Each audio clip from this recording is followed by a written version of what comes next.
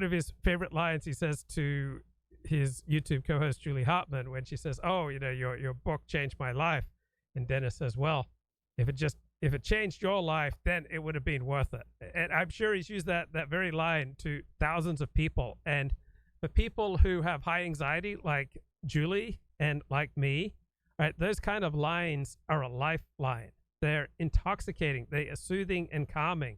This is a virtual friend. This is well, in Julie's case, it's a real life friend.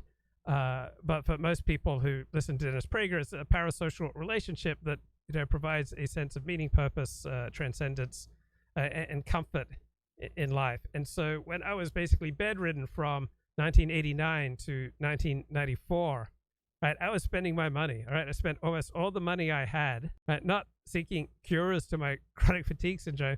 I spent almost all the money I had sending Dennis Prager tapes out to my friends who frequently didn't listen to them, who laughed at them, who said that I must be mad. And I realized now, yeah, they were right. I was mad. I was getting much of my meaning and purpose in life from my imaginary or virtual friend Dennis Prager. And because I became convinced that like Dennis Prager was such a great man, that simultaneously buoyed up my own sense of self, because I had some slender connection to Dennis Prager. And so I was connected to the great man. So the greater Dennis Prager was, the more important Dennis Prager was, the more prescient Dennis Prager was, right, that the greater I was, because I recognized his greatness, and that I had, a slender personal connection to Dennis Prager. I was connected to this source of greatness and life and love, and it was embarrassing when I look back and see, how eagerly I, jumped into the Dennis Prager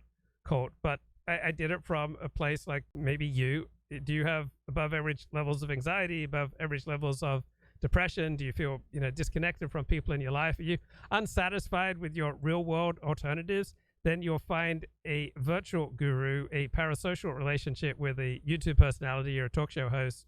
It might fill you up.